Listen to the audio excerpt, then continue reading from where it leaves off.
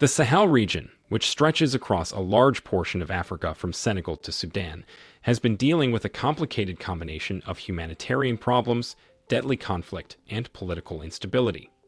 The closing of embassies is a worrying trend that has occurred recently as a result of the growing insecurity. In today's video, we bring to you another embassy that has decided to shut down in the Sahel. We will also tell you more about the said country's plan for Africa. But before we continue, make sure you like this video and subscribe to the New Tourist channel to get updates on whatever is happening in Africa. Embassies play a crucial role in maintaining diplomatic relations, providing consular services, and fostering economic and cultural ties. However, the increasing security threats in the Sahel region have compelled several countries to reconsider their diplomatic presence. The closure of embassies not only disrupts diplomatic relations, but also affects foreign aid, international cooperation, and the support provided to local communities. Following many military takeovers in recent years, the Danish Foreign Ministry has announced that it will close its embassies in Mali and Burkina Faso. The move coincides with the official introduction of a new approach to Danish cooperation on the African continent. Denmark said it would open embassies in Senegal, Tunisia, and Rwanda and bolster diplomatic staff at its embassies in Egypt, Kenya, South Africa, Nigeria, and Ghana. A special representative will be appointed for the African Great Lakes and Sahel region following the closures in Bamako and Ouagadougou. According to Danish Foreign Minister Lars Løkke Rasmussen, the continent of Africa is debating whether to orient itself more towards the east or the west, and Denmark and the European Union want to be its preferred partner. This has led to a realignment of priorities in Denmark with Africa.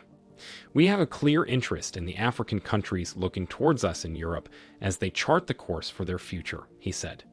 We must demonstrate that we offer an attractive alternative to the increasing Chinese and Russian influence on the continent, he added. He also said that the EU must demonstrate that it offers an attractive alternative to increasing Chinese and Russian influence in Africa. Denmark's new strategy will focus heavily on increasing trade and development assistance for water initiatives. Their newly unveiled Africa strategy could significantly impact global shipping and marine fuel production, as it aligns with broader EU initiatives like the Global Gateway, which promotes infrastructure investment, including in African ports and transport facilities. Industry organization Danish Shipping has expressed strong support for the strategy, highlighting its potential to transform Africa into a key player in the production of green fuels critical to the shipping industry's transition to sustainable energy. While noting that more work needs to be done, Danish Shipping CEO Jens Steffensen emphasized the significance of strengthening partnerships with African nations to develop renewable energy resources. To have actual outcomes, we would like to see more tangible resources committed by the EU and Denmark. She claimed that this would not only boost the economy of Africa, but also open up new business prospects for European firms. Maritime security and the green transition remain central to the strategy, with Danish Shipping advocating for a focus on enhancing trade routes and ensuring secure, sustainable maritime operations in collaboration with African partners. Mali, which has been ruled by a military government since 2020, is fighting alongside Russia's Wagner mercenary organization against ethnic Tuareg rebels in the north after severing military cooperation links with Western powers, including those in the European Union. The Wagner mercenary group reported in July that its fighters, alongside Malian soldiers, suffered casualties during intense clashes with Tuareg rebels near Mali's border with Algeria. Despite claims by Malian authorities that Russian forces in the country were trainers rather than mercenaries, Wagner confirmed its involvement in the fighting, which saw significant losses on both sides. Videos shared on social media showed the motionless bodies of several white men and Malian soldiers lying near wrecked vehicles. Mali, grappling with political turmoil stemming from recent coups, persists in fighting a persistent Islamist rebellion with the support of Russian troops, who were characterized as instructors rather than mercenaries. Note that Denmark is not the only country wanting to shut down its embassy in Mali. Sweden declared in June that it would close its embassy in Bamako by the end of 2024 due to the worsening security situation in Mali, and that it would continue supporting the region from Dakar, Senegal. Norway took a similar decision, closing its embassy in Bamako at the end of 2023 for security reasons too. However, among the Scandinavian countries, only Denmark had not yet announced that it would be leaving.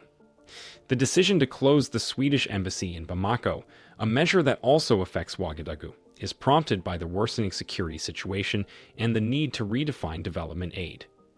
As a permanent diplomatic presence is no longer considered essential in this context, the closure is planned for the end of 2024. However, the Swedish authorities assured the Malian government that bilateral links would remain active.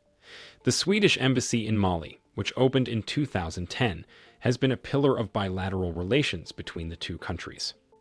Sweden made significant financial investments between 2016 and 2020 to support a variety of regional initiatives, from enhancing food security and resilience to the effects of climate change to enhancing infrastructure related to health and education.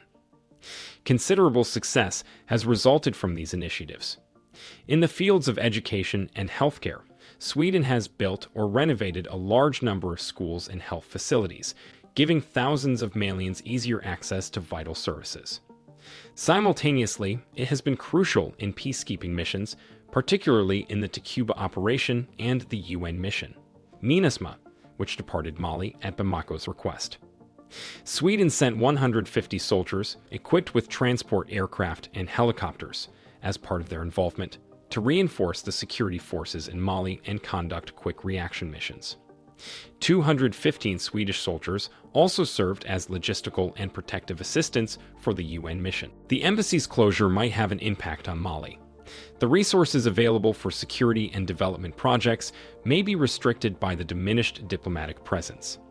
Nonetheless, Sweden reaffirms its goal to uphold solid bilateral ties, promote regional stability, and assist regional projects through its new embassy in Dakar. The Swedish government claims that the establishment of an embassy in Dakar will make it possible to maintain participation in the area more efficiently and safely. Senegal provides a favorable atmosphere for advancing Swedish interests and bolstering regional collaboration because of its stable political system and robust democratic institutions. Dakar's role as a regional center will also help to promote communication between UN organizations and other European nations operating in the area.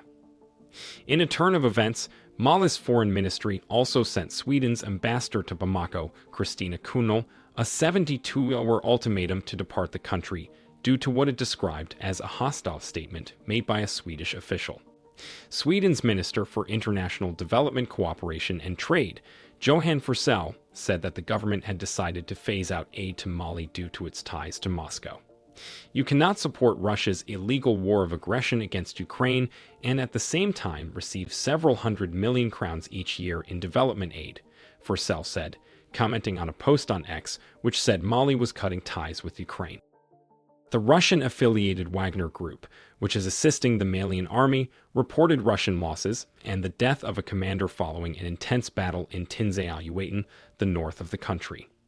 Meanwhile, the Malian army acknowledged that it had suffered a significant death toll from the conflict. Mali said it considered support for Ukraine as support for international terrorism and an aggression that is part of the broader pattern of certain actors who actively support and instrumentalize terrorist groups in the region. Andriy Yusov, a spokesman for Ukrainian military intelligence, said that the rebels had been given the necessary information to conduct the attacks. A top Malian official, Colonel Abdoulaye Mega, said his government was shocked to hear the claim and accused Ukraine of violating Mali's sovereignty. Ukraine has been trying to win allies in Africa throughout its war with Russia, likely in an attempt to counter Moscow's growing influence on the continent. As a result of what was going on in Mali, Niger decided to break diplomatic ties with Ukraine too. Niger has gotten closer to Mali and maybe other recently coup-affected West African countries by cutting its ties to Ukraine. Furthermore, a move away from Western alliances and toward Russia is suggested by Niger's recent admittance of Russian military trainers to strengthen its air defenses. Breaking up relations with Ukraine may make Niger even more isolated from the West and perhaps more dependent on Russia for military and security assistance. We can see that there is a clear and encouraging trend of collaboration and unity among these countries in the Sahel. The nations of the Sahel are increasingly working together, leveraging their shared experiences and common goals to address regional challenges and drive progress.